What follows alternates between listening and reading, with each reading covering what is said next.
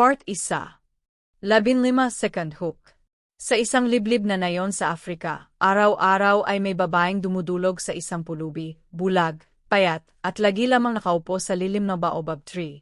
Pinagtatawanan siya ng buong baryo dahil sa kabaitan niya. Pero isang araw nang bigla siyang tawaging, "Anak," ng pulubi, sumunod ang mga salitang nagpayanig sa buong nayon, "Hindi ako mahirap. Isa akong bilyonaryo." Sa malawak na kapatagan na Marembe Village, kung saan ang hangin ay laging may dalang amoy ng tuyong lupa at lagaslas na mga dahon ng baobab tree, doon naninirahan si Kiana, isang dalagang kilala sa nayon hindi dahil sa kayamanan, kundi dahil sa puso niyang hindi marunong tumanggi sa sinuman.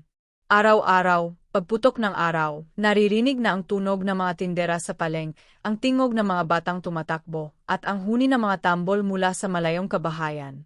Ngunit sa gitna ng lahat ng ingay, may isa pang matatagpuan, isang bulag na pulubi na nakaupo sa lilim na malaking baobab tree. Ang pangalan niya ay Omaro, at walang nakakakilala kung saan siya nanggaling o kung mayroon ba siyang pamilya, dahil dumating siyang parang anino isang araw. Tahimik, payat, halos butot balat, may suot na kupas na balabal, at hawak ang isang lumang tungkod. Marami ang umiwas sa kanya. May ilan pang nagbibiro na malas daw siyang lapitan. Ngunit hindi si Kiana. Tuwing umaga, habang bitbit ang basket na puno ng maize, kamote at kaunting prutas na ibinibenta niya, dumaraan siya sa baobab tree at lumuluhod sa harapan ni Omaro. "Magandang umaga po, Tatay Omaro," bati niya, puno ng sigla. At ang laging sagot ng bulag, "Magandang umaga, anak na may gintong puso." Iyon lang ang palitan nila ng salita, ngunit may bigat iyon sa puso ni Kiana. Itinatabi niya ang isang maliit na bahaging pagkain mula sa basket niya, kahit ang totoo'y kulang na nga ang kinikita niya sa pang-araw-araw. Ibinabalot niya iyon sa dahon at marahan itong inilalagay sa kamay ni Omaro. "Mainit pa po," wika niya. "Kumain po kayo bago lumamig." Ngumiti ang pulubi, hindi nakikita ang mukha niya pero tila dama ang presensya ng babae. "Salamat, Kiana. Hindi ko man makita ang mundo, pero nararamdaman kong kaaya-aya ito tuwing dumarating ka." Napangiti si Kiana. Gayunman, hindi naiwasang marinig niya ang halakrakan na ilang naglalakad sa likod niya. "Aba, ayan na naman si Kiana." Inaampon na yata ang pulubi. "Naku, Kiana. Sayang ang oras mo sa bulag na yan. Walang pera yan. Wala kang makukuhang kapalit diyan." Isa pang babae ang tumawa ng malakas, "Maging pulubi ka rin sa kabaitan mo." Hindi kumibo si Kiana. Sinanay na siya sa ganitong pang-alipusta. Lahat sila, puro salita lang. Wala namang nasaktan kung siya ay tumulong. Kung tutuusin, mas mahirap intindihin ang puso nila. Ngunit isang araw, napansin ni Omaro ang kakaibang pagbagal ng galaw niya. Hindi niya ito nakikita, pero naramdaman niyang mabigat ang paghinga ng dalaga habang inaabot ang pagkain. "Anak, may bumabagabag ba sayo?" tanong ng pulubi. Napeling si Kiana. "Wala po, Tatay Omaro. Sanay na po ako sa mga puna nila." Nag-isang sandali bago nagsalita ang bulag. "Kung ano man ang sinasabi nila, tandaan mo ito, anak. Hindi ang mata ang tunay na nakakakita, kundi ang puso." Napangiti si Kiana, bagamat may kirot pa rin sa loob. Ngunit bago siya makaalis, biglang may sumigaw mula sa gitna ng palengke. "Kiana, bilisan mo. Ubusin na iba ang pwesto mo." Napalingon siya, si Lira, ang pinsan niyang palaging naiinggit sa kanya. "Bumalik ka sa trabaho mo.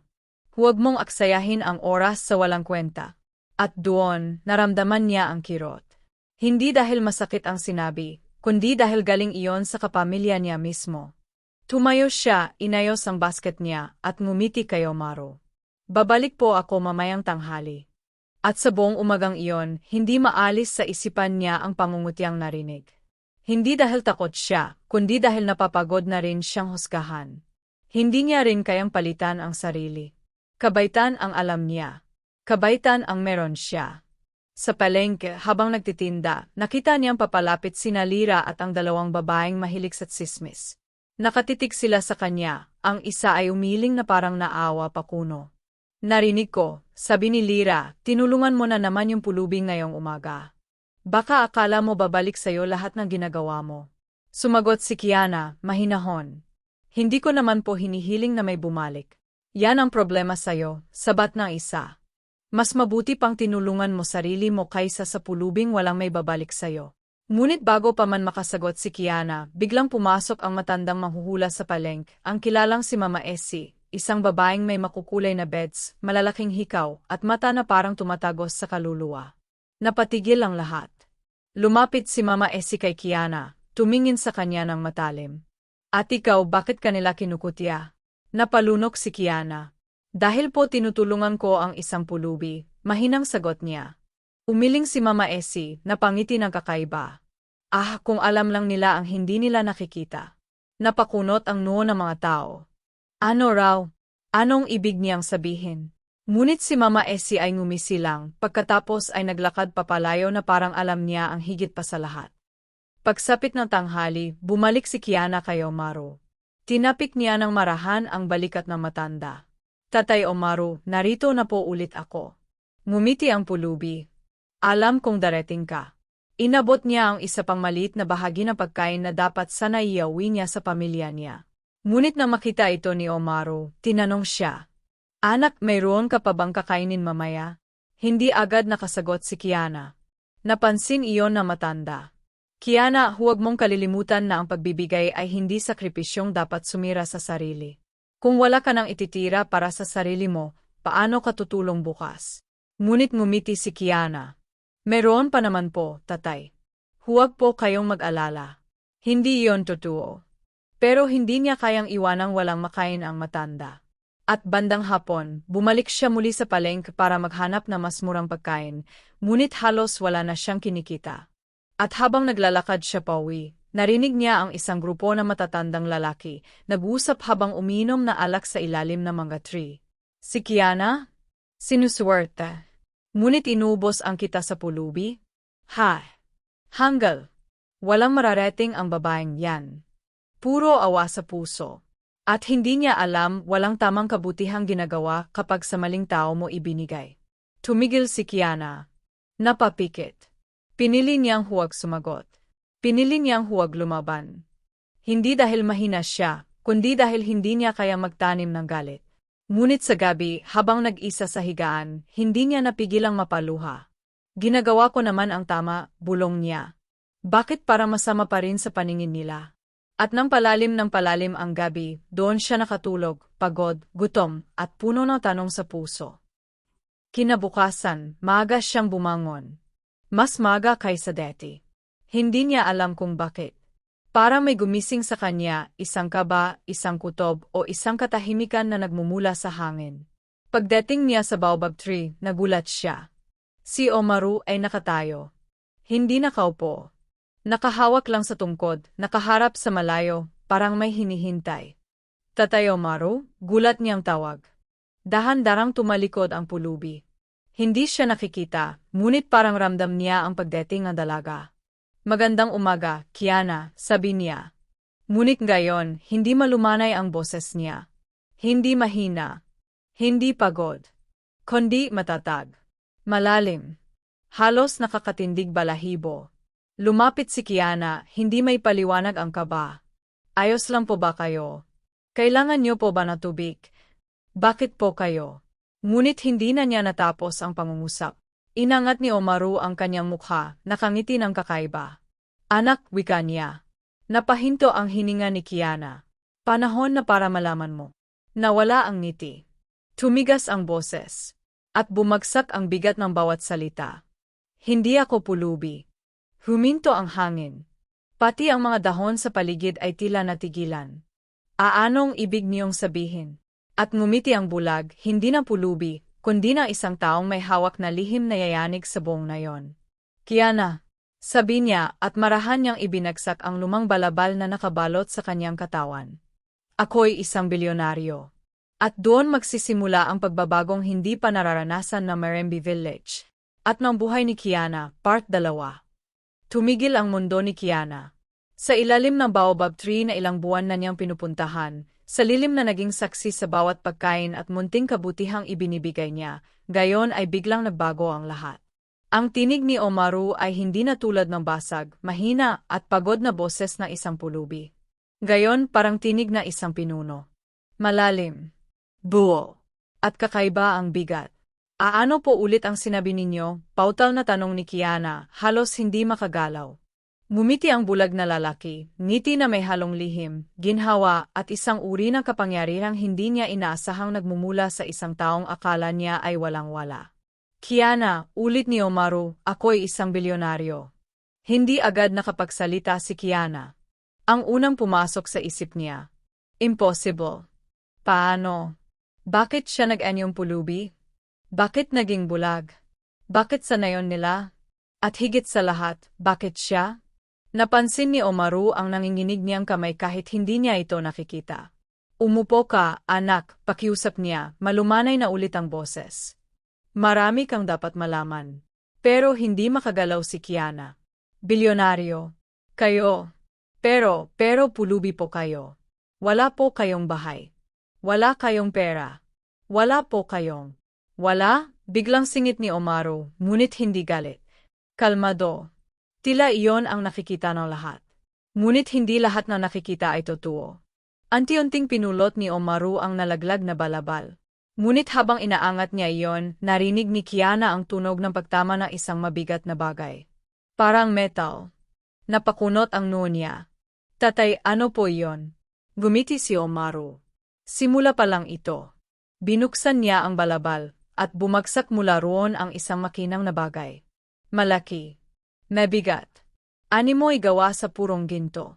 Isang golden insignia, tatak ng kayamanan at kapangyarihan ng mga maharlika ng lupaing hindi nila kilala. Napatakip ng bibig si Kiana. No, impossible ito. Walang anumang pulubi, kahit gaano kahirap, ang magdadala ng ganitong uri ng bagay. Lalo na't ang disenyo nito ay may ukit ng len, banderang kumikintab, at mga simbolong hindi normal na nakikita sa nayon nila. At habang nakatitig siya, unti-unting naglakad si Omaru patungo sa kanya. Hindi tulad ng dati. Hindi siya umungal o natitisod. Para bang nakikita niya ang paligid kahit bulag. Matagal na kitang pinagmasdan, anak, wika niya. At matagal na kitang sinusubok. Sinusubok, halos hindi makahinga si Kiana. Ako po. 1 taon, sagot ni Omaru, mula noong una kitang nakita. Nagbalik sa isipan ni Kiana ang eksaktong araw na iyon. Maalinsangan. Maalikabok. At napansin niya ang isang dayong nakahandusay, duguan, marumi at bulag. Kapag naalala niya iyon, parang sinasaksak ang puso niya. Pero bakit po ninyo ako sinusubok? Mangyak-iyak niyang tanong. Bakit kayo nagpakahirap? Bakit kayo nagkunwaring pulubi? Bakit bulag? Tumikhim si Omaru, ngumiti at marahang umupo muli sa ilalim ng puno. Kiana, ang totoo, huminga siya ng malalim. Naghahanap ako ng isang taong hindi tumitingin sa kayamanan. Hindi tumitingin sa kapalit. Hindi tumitingin sa anyo. Tumingala siya, tila sinusukat ang bigat ng langit. Noong araw ako'y isang hari. Tumigil si Kiana. Hari. Isang hari, ulit ni Omaru, mababa ang boses. Ngunit ako'y itinakwil na sarili kong kapamilya. Ninakawan. Pinagkaisahan. Pinalayas. At bago ako itapon, binulag nila ako. Nanlamig si Kiana. Bakit po nila iyon ginawa? Dahil sa kayamanan ko. Dahil sa inggit. Dahil nais nila ang trono at ang kayamanan ko. Kiana ay hindi makahinga. Ang daming tanong. Ang bigat ng kwento. Ang hirap paniwalaan, but the sincerity in Omaru's voice was unquestionable. Kaya pala, wika niya, halos bulong, lagi kayong parang hindi ordinaryong tao. Gumiti si Omaru. Ngunit hindi yon ang punto, patuloy niya. Marami akong napuntahang lugar. Marami akong nakasalamuha. At maraming tumulong sa akin, ngunit halos lahat ay hiningi ang kapalit. Napayuko si Kiana. Ngunit ikaw. Tumingin si Omaru sa direksyon niya, kahit bulag. Nagbigay ng hindi naghahanap ng kapalit. Nagbigay kahit wala ka. Nagbigay kahit inuubos mo ang sarili mo. Napaluha si Kiana. Pero hindi ko naman po alam ang totoo, sabi niya. Hindi ko po alam kung sino kayo. Doon ka na iba, ika ni Omaru. Hindi mo ako tinulungan dahil sa kung sino ako. Kung hindi dahil sa kung ano ako sa tingin mo, isang taong nangangailangan. Ngunit bago pa man makasagot si Kiana, biglang may narinig silang mga yabag. Mabibigat. Sunod-sunod. Parang papalapit ang isang grupo. Dahan-dahang lumingon si Kiana. At nabigla siya. 4 na lalaki, pamamang taga na yon, kasama ang pinsan niyang si Lyra, ay naglalakad papunta sa kanila. Madiing nakatitig kay Omaru, may hawak pang sandata ang isa. Aba, nandito pala ang pulubi, sigaw ni Haken, isa sa matatapang-tapangan sa nayon. Nagkakasilbi ka pa rin kay Kiana. Lyra, bulong ni Kiana. Anong ginagawa mo dito? Ngiti ni Lyra ay puno ng yabang. Sinundan kita. Nakita kong may kumikislap sa balabal ng pulubi. Akala mo ba hindi ko mapapansin? Inangat ni Haken ang golden insignia. Ano to? Ginto. Sa pulubi. Baka ninakaw niya yan, sabi ng isa. Teka, huwag, sigaw ni Kiana, hinahabol ang insignia. Ngunit biglang hinawakan ni Haken ang braso niya. Bakit pinagtatanggol mo ang pulubing yan? Dahil ba binayaran ka niya? O may tinatago ka rin? Nagalit si Kiana. Hindi niya ninakaw yan. At wala akong tinatago. Talaga, ngumisi si Lyra. Kung ganoon, ipaliwanag mo kung bakit may ginto siyang dala. Hindi alam ni Kiana kung paano sasagutin iyon. Paano niya sasabihin ang totoo, na ang pulubing hinahamak nila ay isang hari? Na bilyonaryo siya? Hindi iyon maniniwalaan ni Numan. Kaya tinangka niyang bawiin ang insignia. Pero biglang itinulak siya ni Haken kaya napaupo siya sa lupa. Sigaw ni Kiana, napahawak sa tuhod. Masakit. At doon, biglang tumayo si Omaru. Hindi dahan-dahan. Hindi pagod. Hindi parang bulag. Kundi parang sandalong sanay lumaban. Parang pinunong nagtatanggol. Parang leon. Nang magsalita siya, naglalagablab ang boses niya. Bitawan mo ang insignia. Natigilan ang 4. Nagkatinginan. At muling tumawa. Aba! Biglang lumakas si Pulubi, biro na isa. Ngunit hindi natawa si Omaru.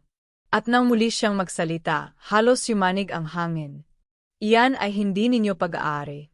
At hindi ninyo kayang bayaran. Tumawa muli si Lyra. At sino ka ba, hari? Tahimik. Nanigas ang mundo. At pagkatapos, gumiti si Omaru. Isang ngiti na hindi dapat nagmumula sa isang pulubi. Giting kay hari. Giting may dangal. At kung sabihin kong, natahimik ang 4, maging si Lyra ay napaatras. At bago pa sila makapagtanong, bumagsak mula sa balabal ni Omaru ang isa pang mabigat na bagay, isang platinum seal, mas mabigat pa kaysa ginto, may ukit na simbolo ng kapangyarihan, ang sagisag na maharlikang sambayanang Kuwetu, isang kaharian sa hilaga na kilalang napakayaman. Teka, utal ni Haken. Hindi posibleng sayo to. Gumiti si Omaru. Maniwala kayo o hindi, ako si Omaru Kuwetu, dating tagapagmana ng trono. At ang insigniang hawak mo ay minana ko sa aking ama, ari na hilagang kaharian. Halos malaglag ang panga na 4. At sabay-sabay nilang iniwan ang insignia, karang mainit na bakal. Napatingin si Lyra kay Kiana, nanlalaki ang mata. Kiana, totoo ba yan? Hindi nakasagot si Kiana. Napatingin lang siya kay Omaru, sa lalaking akala niya ay pulubi. Sa lalaking tinulungan niya araw-araw. At ngayon, ay isang bilyonaryo. Isang hari. Ngunit bago pa sila makapag-react, biglang lumuhod si Omaru. Hindi para sa 4. Hindi para kay Lyra. Kundi para kay Kiana. Kiana, sabi niya, marahan ngunit mariin. Oras nang malaman mo kung bakit ako nandito. Kung bakit kailangan kitang makita. At kung bakit ikaw ang pinili ko. Napahawak si Kiana sa dibdib niya. Kayo po. Pinili. Gumiti si Omaru. At sa part 3, malalaman mo kung ano ang kapalarang hindi mo inakalang nakalaan para sayo. Part 3, Section A, Partial. Ito ang unang bahagi ng part 3. Gagawin ko itong tuloy-tuloy, natural, at sinematiko. Susunod agad ang Section B kapag sinabi mo. Nanginginig pa rin ang dibdib ni Kiana habang nakatayo sa harap ni Omaru. Hindi pa rin siya makapaniwala. Isang bilyonaryo. Isang tagapagmanang hari. At ang lalaking halos 1 taon niyang pinapakain, pinapainom, at kinakausap na akala niya ay isang pulubing wasak ang buhay ay ngayon nakaluhod sa harap niya. Kiana, muling sabi ni Omaru, may bigat ang bawat salitang lumalabas sa kanyang bibig. Hindi ka lang basta pumasa sa aking pagsubok, ikaw ang tanging taong napakita ng kabutihang hindi ko nakita sa kahit sinong nakasalamuha ko sa aking paglalakbay. Nanlaki ang mata ng apat na nanonood. Si Lyra ay nakatulala. Si Haken ay hindi makagalaw. Pagsubok, bulong ni Kiana, halos wala ng hangin ang boses. Tumango si Omaru. At ikaw, Kiana, ang nagtagumpay. Napahawak si Kiana sa dibdib niya. Pero bakit ako? Wala naman po akong espesyal. Isa lang akong payak na babae. Walang pera. Walang. Hindi mo kailangan na ginto para maging espesyal, sagot ni Omaru. Hindi mo kailangan na pangalan. Hindi mo kailangan na angking lakas o kapangyarihan. Ang puso mo, iyan ang bagay na mas mahalaga kaysa lahat ng yaman sa mundong ito. Tumulo ang luha ni Kiana. Ni minsan, walang nagsabi sa kanya ng ganito. Sa nayon nila, lagi siyang minamaliit. Masyadong mabait. Masyadong uto-uto. Masyadong palay sakripisyo. Masyadong tanga para tumulong sa pulubi. Ngunit ngayon, ang mismong lalaking tinulungan niya ay tinatawag siyang espesyal. Tumayo si Omaru mula sa pagkakaluhod. At sa pagtayo niya, tila may kakaibang awtoridad na bumabalot sa paligid, parang mismong hangin ay sumusunod sa kanya.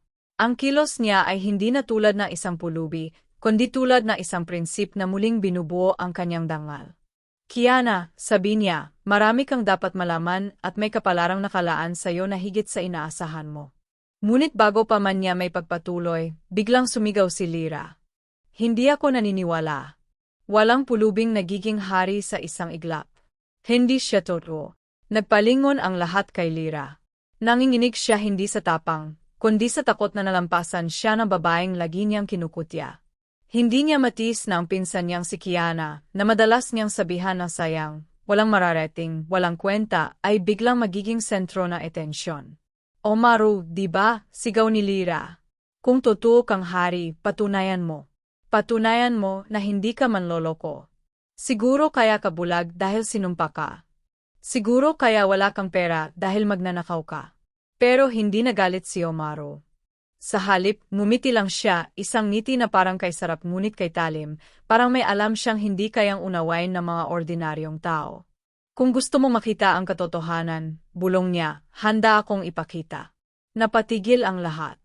At sa unang pagkakataon, dumukot si Omaru mula sa balabal niya, hindi ginto, hindi pagkain, hindi anumang karaniwang bagay. Kundi isang kristal medalyon na kumikislap ng kulay baghaw, lila at ginto. Parang bituin na ginawa para sa hari. Sumigaw ang isa sa mga lalaki. Ayan ang alamat. Ang medalyon ng kwetu. Iyan ang kayamanan na maharlika. Napaatras ang lahat. Pati si Kiana ay nanlaki ang mata. Pero bakit nasa inyo yan? Dahil, sagot ni Omaru habang marahang inaangat ang medalyon. Ako ang tunay na tagapagmana. At pagkatapos, sinindihan niya ang medalyon sa pamamagitan ng paghawak dito ng mariin. Sa isang kisap mata, kumislap ang hangin. Ang paligid ay tila lumamlam. At sa gitna ng lahat, dahan-dahang lumitaw ang totoong anyo ng insignia. Hindi isang piraso na mamahaling metal, kundi isang selyo ng kapangyarihan na hindi kaya ng ordinaryong pandayan. Ang apat na nayonan ay halos napaluhod sa takot. Panginoon, bulong na isa. Totoo pala. Ngunit ang unang nakabangon mula sa pagkabigla ay si Kiana. Lumapit siya kay Omaru. Hari o pulubi, bakit ako? Bakit dito ka napunta? At ano ang kinalaman ko dito? Tumingin si Omaru sa direksyon niya, kahit hindi niya ito nakikita. Kiana, umangat ang boses niya na kaunti. Dahil ikaw ang dahilan kung bakit ako nabuhay. Napakunot ang noo ng dalaga. Hindi ko po kayo naintindihan. Kung hindi mo ako tinulungan noong araw na nasalubong mo ako. Huminga siya ng malalim. Malamang patay na ako ngayon. Nanlaki ang mata ni Kiana. Patuloy ni Omaru. Sa gutom, sa lamig, sa sakit at sa kawalan ng pag-asa.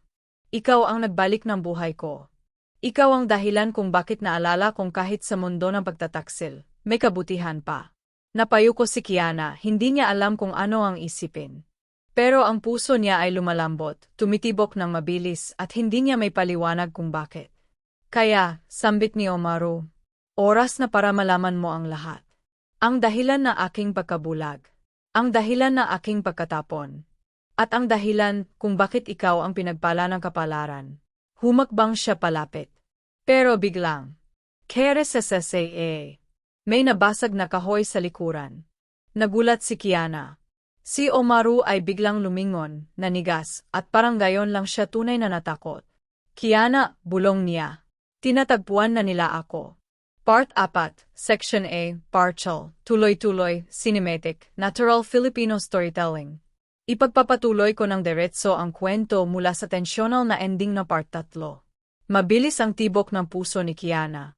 Hindi niya alam kung bakit nanginginig ang mga kamay ni Omaru, ang lalaking kanina lang. Ay tila Diyos na kaharian sa tindig at autoridad. Gayon, aras siyang batang nilamon muli ng takot. Omaru, bulong ni Kiana. Sino sila? Humigpit ang hawak ni Omaru sa kanyang crystal medallion. Ang mga ugat sa kanyang braso ay lumitaw, parang pinipigil niya ang takot na matagal niyang ibinaon. Sila ang dahilan na aking pagkabulag, mariin niyang sagot. Sila ang nagpatalsik sa akin sa aking trono. Sila ang aking sariling dugo na nagbabalik upang tapusin ang sinumang hahadlang sa kanila. Napanganga si Kiana. Ang pamilya mo? Tugon ni Omaru, mababa ang boses. At papalapit na sila. Muli nilang narinig ang pagbasag ng kahoy, pero ngayon mas malakas. May mga yabag. Mabibigat.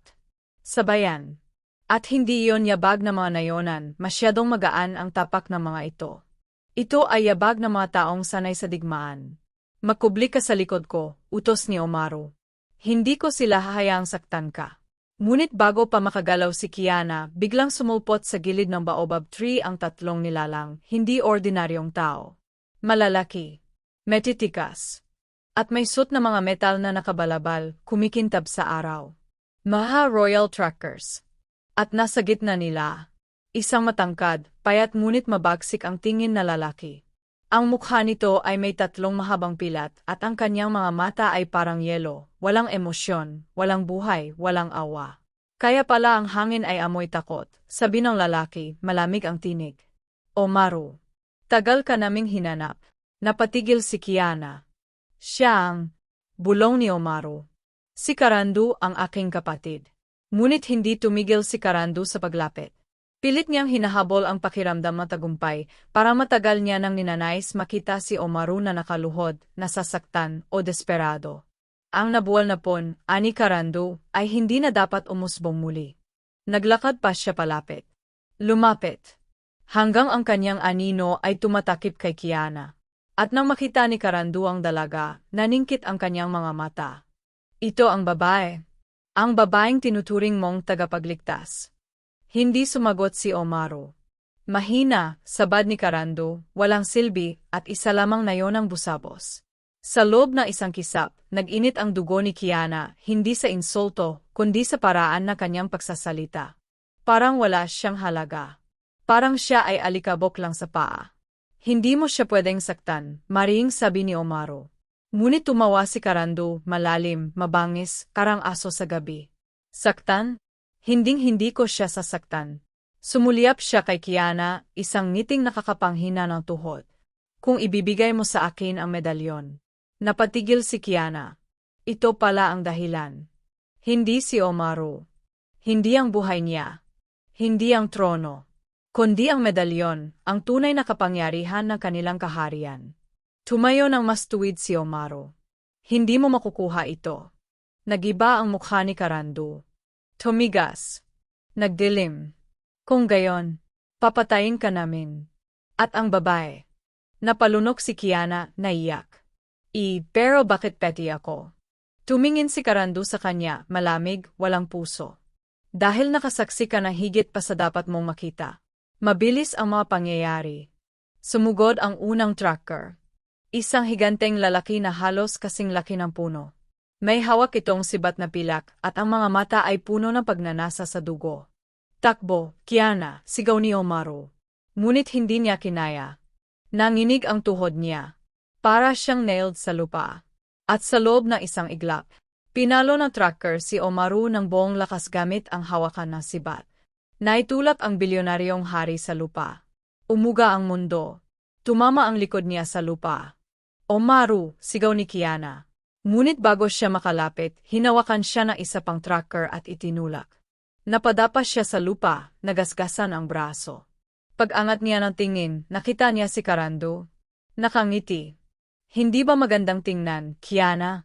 Ang dinaanan mong pulubi ngayon ay parang tuta sa harap ko. Napakuyom ang kamao ni Omaro. Pilit niyang bumangon, ngunit sinipas siya ng tracker sa tagiliran. Hindi kay papayagan, sabi ni Omaro, kahit hinihingal sa sakit.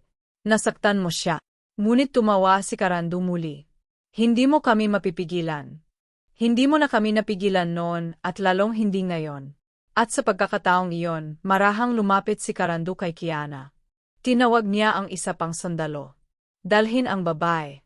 Napatayo si Kiana. Huwag ninyo akong hawakan. Pero huli na. Hinila siya ng isang tracker, braso, balikat, binti, parang wala siyang bigat. Omaru, halos humiyaw si Kiana, ang mga luha ay tumutulo na. Tulong! Pilit na bumangon si Omaru. Pilit niyang hinawakan ang lupa. Pilit niyang itinulak ang sarili niya pataas. Huwag, sigaw niya, halos wala ng boses. Huwag ninyong gagalawin si Kiana. Ngunit marahang tumawa si Karandu. Kapag hindi mo ibinigay ang medalyon, hawak namin ang kanyang buhay. At sa mismong sandaling iyon, itinapat ng tracker ang sibat sa lig ni Kiana. Napatigil si Omaru. Parang tumigil ang mundo. Teka, utal niya. Karandu, huwag. Huwag siya. Gawin mo ang lahat, pero huwag siya. Gumisi si Karandu. Iyan lang pala ang kahinaan mo. Isang babae. Hindi siya isang babae lang, singhal ni Omaru, halos sumabog ang emosyon. Siya ang dahilan kung bakit ako nakatayo pa. Siya ang dahilan kung bakit nabuhay ako. Siya ang. Hindi niya natapos. Dahan-dahang lumapit si Karandu. Inabot ang mukha ni Omaru. At bumulong. Kung ganoon, ibigay mo sa akin ang medalyon. Napatitig si Omaru sa kanyang mga kamay. Sa medalyon na iyon ay nakataya ang kapangyarihan ng kaharian. Kung ibibigay niya ito, babagsak ang mundo. Kung hindi niya ibibigay, mamamatay si Kiana. At sa isang iglap, tumulo ang unang luha mula sa mata ni Omaru. Huwag, bulong niya. Kung gusto niyo ang buhay ko, kunin niyo. Kung gusto niyo ang dugo ko, sa inyo na. Pero hindi ko kayang isakripisyo siya. Natahimik ang mga sundalo. Karandu, pakiusap. At sa unang pagkakataon, nakita ni Kiana ang tunay na kahinaan na isang hari, hindi ang pagkawala ng trono, hindi ang pagkabulag, hindi ang pagkatapon, kundi ang takot na mawala ang taong minahal niya nang hindi niya namamalayan. At sa gitna ng tensyon, may narinig silang malakas na tunog mula sa malayo. Boom! Umuga ang lupa. Napatigil si Karandu. Pati ang mga sandalo. At sa dulo ng sapa, mula sa makapal na gubat, lumitaw ang hindi inaasahan. Isang hukbo. Maraming sandalo. May dalang bandila. At nasa unahan nila, isang matandang lalaki na may gintong balabal. At sumigaw siya, malakas, malalim, makapangyarihan. Itigil ANG laban. Napahinto ang lahat. At si Karandu, biglang namutla. Tatay, at doon natanto ni Kiana. Hindi lang sundalo ang papalapit, kundi ang mismong hari ng kaharian.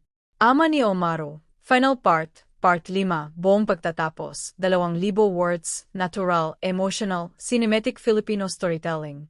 Tinutuloy ko mula sa matinding cliffhanger kung saan dumating ang hari, ang ama ni Omaru. Sa pagdating ng hukbo, biglang parang huminto ang hangin sa paligid. Ang mga ibon ay nagsitilapon mula sa mga puno. Ang lupa ay kumalabog sa bigat ng sandata at mga yabag. Ang liwanag ng araw ay tumama sa gintong balabal na matandang hari, parang apoy na bumababa sa lupa. Napatigil si Karandu at ganoon din ang kanyang mga tauhan. Ang matalim na anyo niya ay unti-unting nalusaw, napalitan ng takot, hindi dahil sa kapangyarihan na ama niya, kundi dahil alam niyang ang pagdating nito ay hindi para sa kanya. Tumigil ang hukbo sa likuran ng hari, at marahang naglakad ang hari papalapit kay Omaru.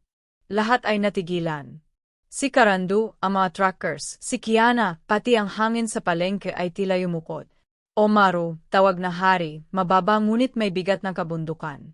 Halos mapayak si Omaru nang marinig ang boses na iyon, isang tinig na matagal niyang inakalang hindi na niya maririnig sa buong buhay niya. Ama, bulong ni Omaru, mahina. Lumapit ang hari hanggang tumapat siya mismo sa anak. Mabagal, mabigat ang bawat hakbang, tulad ng isang ama na dinala ng tadrana pabalik sa nawawalang anak. Nang nakalapit na siya, hinawakan niya ang balikat ni Omaru, marahan ngunit may bigat ng pagmamahal na idiniin ng panahon. Anong ginawa nila sa'yo, anak? Bulong na hari, ramdam ang panginginig sa kanyang tinig. Hindi nakasagot si Omaru. Sa unang pagkakataon mula nang mapatalsik siya, bumigay ang kanyang tuhod. Napayuko siya, parang batang humihingi ng gabay. Ama, nalulong ako sa dilim pero hindi ako bumitaw. May isang tao, may isang babae, na araw-araw na inalalayan ako para muling makita ang liwanag, kahit hindi ko siya nakikita. Tumulo ang luha sa pisngi ni Omaru, bihirang-bihira ito mangyari, lalo na sa mata ng isang hari. Tumingin ang matandang hari kay Kiana. At doon niya nakita ang sugat sa braso ng dalaga, ang pagkatakot sa kanyang mukha, at ang hawak-hawak nitong kulubot ngunit handang lumaban para kay Omaru. Isa iyon sa mga tinging tatatak sa puso ng hari. Anak, sabi niya, hindi kita hahanapin kung hindi kita mahal. At kung anuman ang nangyari noon, hindi ko iyon mapapatawad sa sarili ko. Pero ngayon, tumingin siya kay Kiana. Nakikita ko na kung sino ang nagligtas sa'yo. Napayuko si Kiana, nanginginig. Ako po ay isang simpleng babae lang, kamahalan. Walang tao ang simpleng kung ang puso niya ay ginto, sagot ng hari. Ngunit bago pa magpatuloy ang kanilang pag-usap, biglang sumulpot si Karandu sa harapan nila. At ano naman ang tingin mong ginagawa mo rito, ama? Sigaw ni Karandu, halos mayak sa galit. Balak mo bang ibalik siya sa kaharian?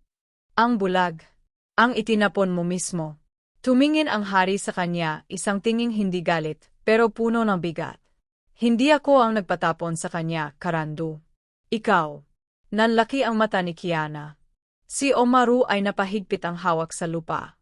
Si Karandu ay napatras. Ako. Bakit mo ako sinisisi? Siya ang kahinaan na kaharian. Ang pagiging malambot niya ang magpapabagsak sa atin. Hindi, sagot ng hari. Ang kasakiman mo ang papatay sa kaharian. At ngayon, pati ang anak kong si Omaru'y gusto mo pang alisin sa mundong ito. Nagdilim ang mukha ni Karandu. Nagawa ko ang lahat para sa kaharian, sigaw niya. Nakita ba ninyo ang ginawa niya noon? Naging sunod-sunuran siya sa mga mamamayan, nagbigay ng kayamanan, nagbigay ng lupa, parang siya ang may-ari ng puso ng kaharian. Hindi niya alam na ang kapangyarihan ay hindi dapat ibinibigay. Kinukuha iyon, ama. King New. Isang hampas ng hari ang gumising sa lahat. Isang malakas na sampal, hindi bilang hari, kundi bilang isang ama na binigo ng isa pang anak. Napatigil ang buong hukbo. Napatigil ang mga truckers. Napatigil si Karandu, hindi dahil sa sakit, kundi dahil hindi niya akalaing gagawin iyon sa kanya. Wala kang alam sa tunay na kapangyarihan, mariin na hari. Dahil ang tunay na kapangyarihan ay nagbubuhat sa pagpapakumbaba. Hindi sa takot. Hindi sa dugo. Hindi sa paghahari-harian. Tumingin ang hari kay Omaru. At si Omaru ang naging tunay na pinuno, hindi dahil sa kanyang trono, kundi dahil sa puso niya. Nagnit-ngit si Karandu. Kung ganon, humugot siya ng espada. Ako na lang ang tatapos sa kahinaang ito. Walang nagawa ang mga truckers. Walang nagawa ang hukbo. Sobrang bilis ng kilos ni Karandu. Diretso ang kanyang espada. Papunta kay Omaru. Omaru, sigaw ni Kiana, halos masira ang boses. Nagpumiglas si Kiana, inabot ang braso ng sandalong humahawak sa kanya, sinubukang kumawala. Ngunit sa isang iglap, nakawala siya sa pagkakabilag at tinakbo ang direksyon ni Omaru. At bago sumapit ang espada kay Omaru, tumalon si Kiana. Siya ang tumanggap ng talim. Kiana! Kumalat ang dugo sa lupa. Nabitiwan ni Karandu ang espada, natulala. Nahulog si Kiana sa bisig ni Omaru. Hindi, bulong ni Omaru, halos hindi makahinga. Kiana, bakit mo ginawa iyon? Ngumiti ang dalaga, luhaan. Kailangan kitang mabuhay. Omaru, dahil kung may hari man na karapat-dapat ikaw iyon. Hindi, bulalas ni Omaru, niyugyog ang kamay niya. Hawak kamay sana natin haharapin ito. Bakit mo? Ngunit biglang lumiwanag ang hangin sa paligid. Umugong ang medalyon ni Omaru. Tumibok. Tumibok muli. Naglabas ng liwanag na tila kidlat na nakabalot sa puso ng kaharian. At doon ay unti-unting bumuka ang mga mata ni Omaru. Hindi. Hindi basta pagbuka. pa siyang muling ipinanganak. Nakakakita kay bulong niya, umiyak sa tuwa at pagkalito. Hindi posibleng. Kiana. Natanaw niya ang mukha ng dalaga, mahina, nanginginig, ngunit may ngiti pa rin sa labi. Ako ba talaga? Sagot ni Omaru, nangingilid ang luha. Salamat sa'yo. Ngunit bago mawalan na malay ang dalaga, may kumilabot sa kanilang paligid. Isang mainit, gumagamot na liwanag mula sa medalyon ang bumalot kay Kiana. At sa harap ng buong hukbo, paghilom ng sugat, pagbalik ng hininga, pagbalik ng lakas. Bumangon si Kiana na mamangha. Ano ito? Tumingin ang hari sa kanya, nakangiti. Ang kapangyarihan ng medalyon ay para lamang sa pusong tunay na busilak. At tinawag niya ang pangalan mo. Lumapit ang hari kay Omaru.